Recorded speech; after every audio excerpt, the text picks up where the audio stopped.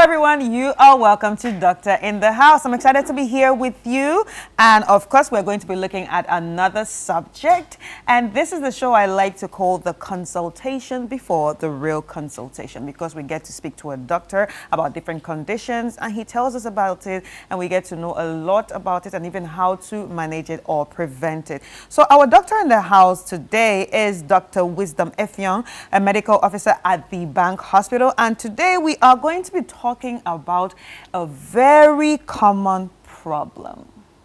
A lot of parents deal with it, a lot of young people deal with it, even some adults deal with it, and it's no other than bedwetting. Bedwetting, or what doctors call nocturnal enuresis, is a common concern among parents, among children, among adults, and sometimes it often leaves you anxious, embarrassed, and also frustrated. So today we're going to be looking at that, and the doctor is going to explain everything we need to know about the bedwetting. So if you have a child that bedwets, or if you're probably bedwetting, sit back, relax, and enjoy as we get into the conversation. Hi, Doc. How are you? Hi. It's nice to see you, Doc. You're looking smart today. Try to look like you guys. And you have your tag. I have to run here. All right, so let's get straight into it. What is bedwetting? All right, great. I think that it's an important question most parents often have, and my aim here today would actually to demystify most of the things that people think is a myth. People think that is spiritual, and all that, and people actually harm their kids because why are you wetting the bed at this a certain age. So like you mentioned, nocturnal enuresis, depending on where you are trained, you pronounce it differently. It's basically when you wet the bed involuntarily, and at the age where you are expected to have good bladder control. Right. So usually would use an age range of 5 years, 5 to 6 years. So those less than 5 years are somewhat expected to, wet the bed. But once you go beyond 5, 6 years, you are expected to have a good bladder control.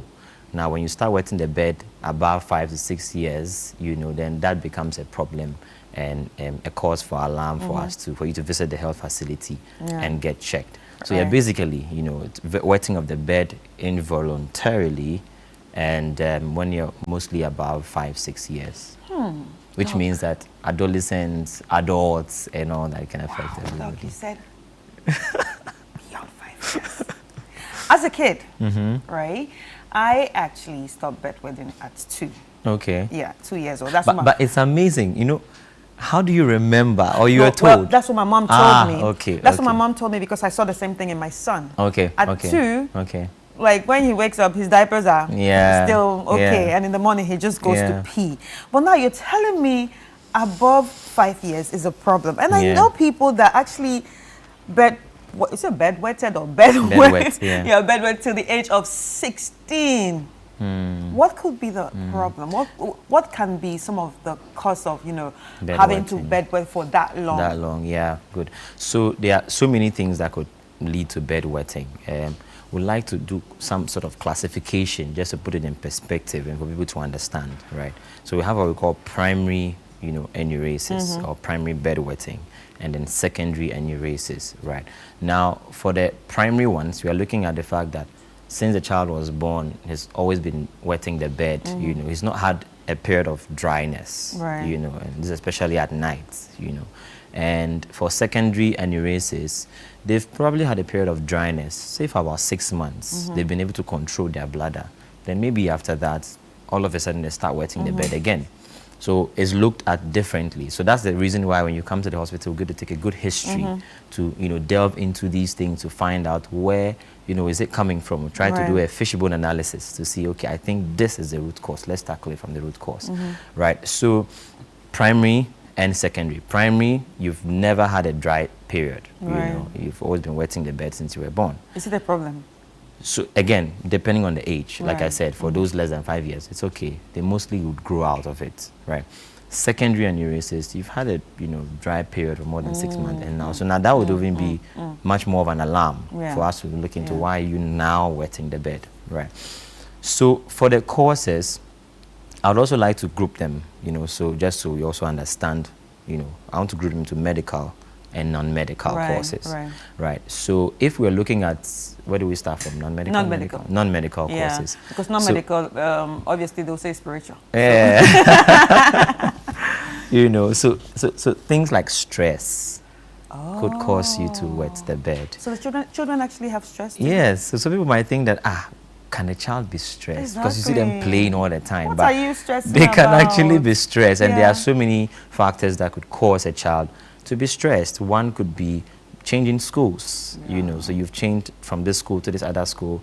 The stress of now connecting with the other kids, you know, not feeling inferior, playing with them, choosing your friends, you know, a new environment. That stress can affect them, and it could cause them to bed wet. You know, another stress could be moving homes. You know, so you've moved from a particular locality where they are used to a place where somewhere new. Exactly. So that's even difficult to now. You're now getting used to your room, getting used to the environment.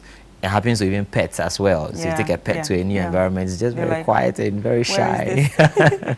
You know, so that's a significant stress. Another could be a divorce, you know.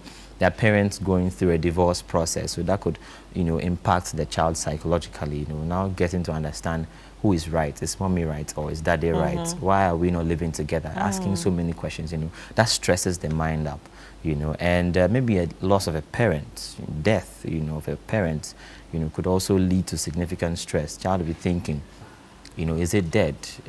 Will he come back after so many years? You know, when next will I see? You know, all these questions pose significant stress to the child. Another thing that could equally pose, I think I've mentioned moving homes, I've mentioned switching schools, I've mentioned divorce, I've mentioned death, and also a newborn. When there's a newborn. When there's a new baby. Yeah, so now this child feels neglected. This child is no longer getting that, you know, attention, that care. Now everything is channeled to the very tiny little baby down here, you know. So that also poses some sort of stress, and that could also lead to, you know, bedwetting. Oh, maybe that's what happened in my house, because there was like a newborn every time. So so you see, attention is attention human beings. So those could be, you know, classified as non-medical. So, you know, emotional stress and all that. For the medical bits, it's actually genetic, you know, like you mentioned. It actually runs in the family. So usually when we see that a child, you know, is still wetting the bed, less than 5 years of age, you're not so worried, because again, they outgrow these things. But when it's more than 5 and 6, then you're a bit worried. But about 40% of the time, you'd notice that one of the parents actually did wet the bed when they were younger, right? So about 40% of the time, you know. So when you see that, you want to ask the parents. So that's why. Don't tell us. That's why in the management, when we go to management, you notice that you shouldn't scold your child, because you did the same thing as a child, you know. But you would not also tell your child that you did the same thing. As Africans, you just want to always lying. Whip, I was whip, the best. Whip, Nobody's parents was last in school. Very dry. You lazy child. Nobody's parents was last in school. Everybody was first in everything, right? So about 40% of the time, one of the parents probably did wet the bed even much longer than, you know, their child is. And if you look at the percentage, it increases to about 70% if both parents did wet the bed when they were younger as well. So 70%, that's almost 100%. I know. Right, so it means that if both, so when you're trying to get married, you want to ask, did you wet the bed as a child? Oh my God. Oh my God, I'm just praying for I'm just praying for my friends not to tell me that their children still, but I'll just look at you like, it means it. Could be you. You know. Maybe you. Right. Yeah. So there's often like a stigma, you know, around there, you know, like we said, like parents shouting at the child and blaming the child, talking about poor training and also poor hygiene and all that. But now you've explained that, you know, sometimes the parents, it could be hereditary. So now, how are the parents supposed to react to that child? So with care, so now I actually would like us to finish in terms of what could possibly cause it, so that people don't think that, okay, I'm the only one causing my child to, you know, because there are actually various conditions that could actually, you know, cause a child to wet their bed, especially above the age of 5.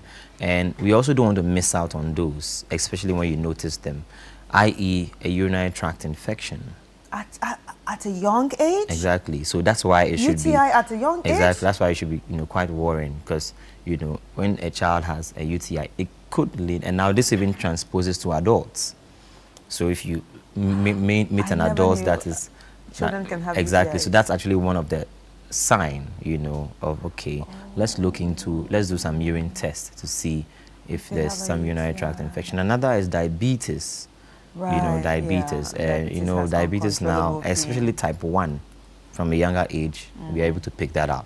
So, right, so when you come to the hospital and we notice that, oh, this child's sugar is consistently high, you know, we do the test and notice that, nah, we think your child is diabetic. So that's why he or she is wetting the bed. So we don't have to be, you know, flogging the child all the time. This is the reason, you know, why. Another could be, you know, a poor brain bladder control, you know, in sensation. The brain and the bladder are supposed to, you know, work in sensation. So if that is not happening, that coordination is not happening, it could also lead to the child having, you know, a bedwetting syndrome. Another is sleep. Sleep. Now, it's amazing because sleep is an amazing phenomenon, right? There are 2 classes of sleep, all enclosed in one cycle, right? We call it the REM and then the non-REM. The non-REM. Right. And this would actually lead us into the management, why you shouldn't wake your child up in the middle of the night to go use the washroom. It's actually not good practice. Most parents think that, oh, it's good, let me wake the child up. So you are distorting the sleep cycle, and that would prevent the child from even growing well, healing properly if the child is ill, and having a good immune system. Because so when you disrupt the REM? When you disrupt the whole sleep cycle, you know, so we have a non-REM, then we have a REM, that is rapid eye movement. Now, non-REM has 3 stages. We call it N1, N2, N3. Like the road? Yeah, something of that. If that's what they like the road. Or make them remember. You know, so typically for the N1 is light sleep. So they've just fallen asleep, you know, and usually it would last about 10-15 minutes, you know, and then they move on to the N2, you know, which probably lasts about 45 minutes. So you see, this is why your child should have a good night's sleep, you know, a significant number of hours, so that will feel fresh when he wakes up. So now the non-REM N2 is usually the point where, you know, your heart rate reduces, your respiratory rate reduces, you know, and all that your body tries to, you know, get into. Then the N3 is deep sleep, you know, deep sleep. Usually that's where people tend to have vivid dreams, you know, and that's where, you know, your body starts to heal itself, growth takes place. And then the REM, the rapid eye movement. And that's the N3, your brain actually dampens, you know, and then the REM. So now in that vivid dream, that's where most kids experience even adults. nocturnal anuresis. It has happened to me before. Like I was dreaming about something. I wanted to pee in the dream. You would actually get up. And I got up like, oh my God, I'm going to pee on myself. You see. I was like, you know, oh my God, I'm going to pee on myself if I don't get up now. Exactly. So that's you and your brain and your bladder functioning in sensation, right? Now you notice that for a child, they would actually still be in that dream. And then do it. And they will get up from bed and go to the washroom and use the washroom in the dream. Oh. And finish using the washroom and come back to bed, not knowing all this while you have soiled yourself in bed. That's the reason why you shouldn't scold them, because it could be in their mind they have actually done the right thing, but not knowing that they are still in bed. So now when they wake up and you lash them, they actually feel so bad. Oh, now I feel bad. You know, you see. I feel bad. Exactly. I feel bad for laughing at people. Exactly. So not at this age, though. When I was younger, I used to, look at you. You used to pee on yourself. I don't pee on myself. You see. Oh my God. So it's important that parents understand this. So as an adult, I've actually felt that part of, you know, I'm in deep sleep. Yeah. And I want to pee. Yeah. And then I even feel the pee coming out. And then I'll be like, oh, no, it's coming out. Like, you know, yeah, it's really coming out. So, and I I run to the bathroom. Yeah.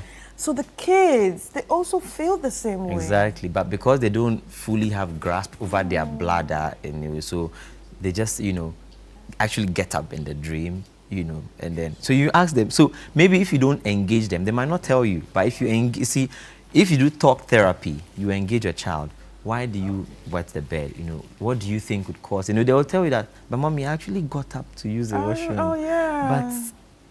But what's happening here, you know?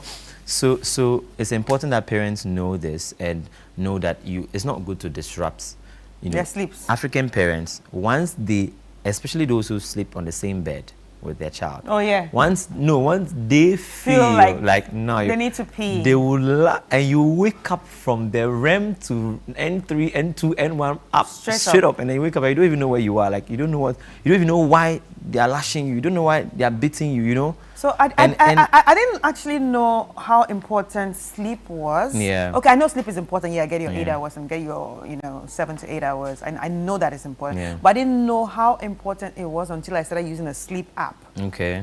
And that's when they explained the whole REM and this. I was like, oh, okay, this is it. Yeah. Because it even helps with memory, you know, with remembrance, you know, with your cognitive ability to function, to think, to be able to analyze things. If you have a good, complete cycle of sleep, it helps with that. That's why they tell students, especially medical students, sleep before the night of your exam. Right. It's not because they don't like you. It's not because they don't want you to cover the volume of things you need to cover, but because most of the time, what you write on exam day is from long-term memory, it's not what you learned yesterday. Not yesterday. And for you to access that long-term memory, you should have a good night's sleep. So that by the time you see it, it's just like the Holy Spirit just brings it to memory, just like that. You know, it just, by the time you realize you've killed the thing. You know? So, but if you don't sleep well, it affects not just your immune system, it affects the way you think, the way you analyze things, even at work. You know, the way you go about it. If I don't sleep well, I'm so angry. Exactly. I get so angry. You see. Yeah. Very, very, very important. But now, what advice would you actually give to parents who are dealing with this situation, especially with their children? Yeah, good. So you want to start with talk therapy, you know. So you want to encourage them. African parents. That's why we do this, so they get to learn. You know, so give us example of talk therapy. I'm the child, I've peed on myself. The day you stop learning is the day you start dying, right? So you want to ask them questions, you know. So ask me, I'm the child. Chris, why did you wet the bed last night? I actually thought I got up and I peed, but I realized when I woke up that the bed was wet. All right, that's okay. I mean, it's okay for you to wet the bed, but we want to do something right now. And for every time that you go dry, okay, I'm going to reward you with something. What would you like me to give you?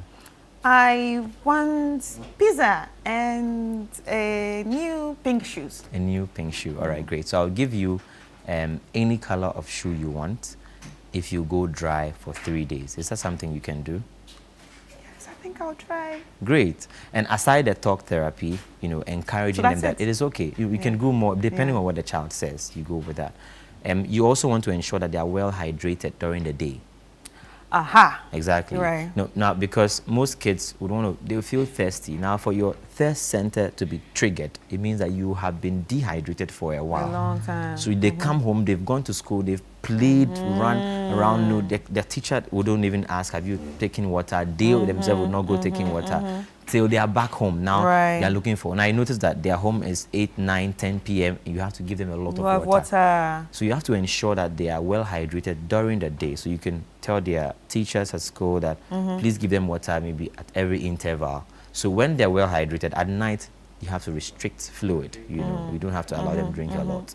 You also don't want to give them things like caffeinated drink, carbonated drink, coffee, and all that. So all these things help to limit, you know, bedwetting, because it helps reduce the amount of urine produced whilst you are asleep at night.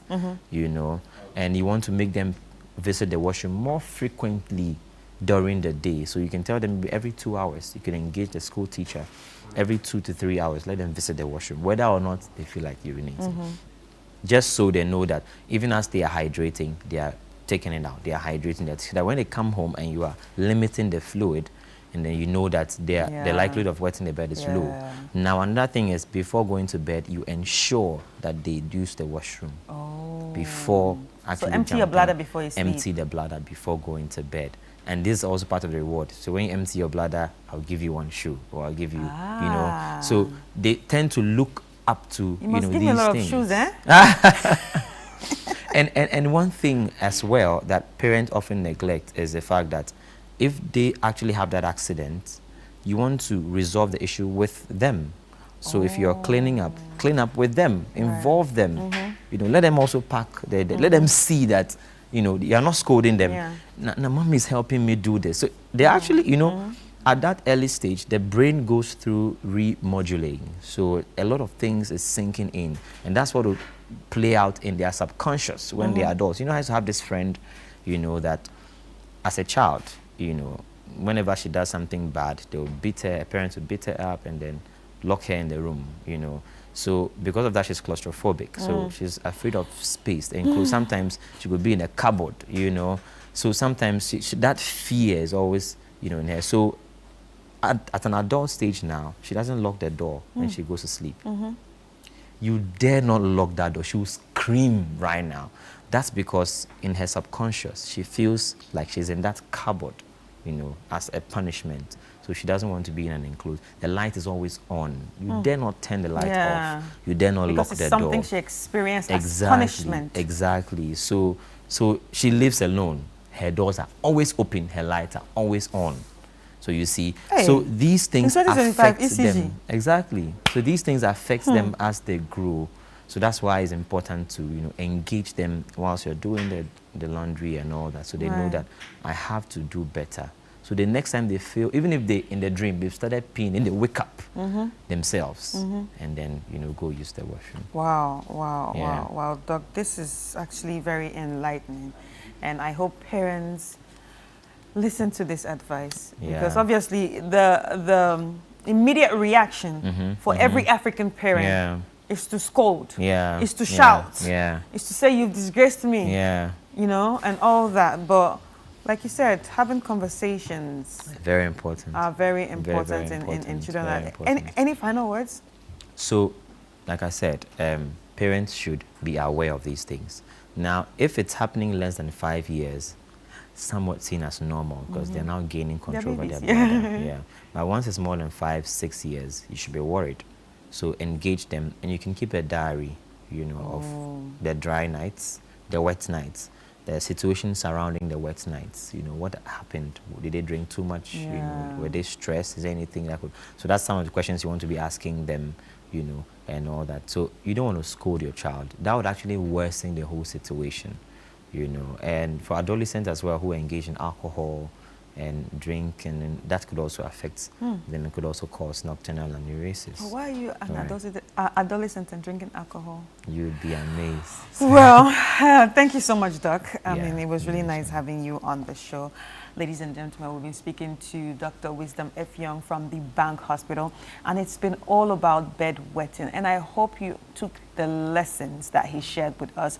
Please don't scold that child. Have a conversation with the child. If you want to visit the hospital, you can, because sometimes it's not just, you know, emotional or, you know, psychological. It can actually be a UTI. So get to the hospital, speak to a medical personnel, and yes, we'll take it from there. But if it's nothing, if it's not a UTI, please just have conversations with them and let them pee before they sleep, and also ensure that they drink water during the day. You see, I've learned a lot. Thank you so much. And if I have a child tomorrow, I think I can figure it out. Anyway, so this has been Doctor in the House, and my name is Chris Carter. See you next week for the same.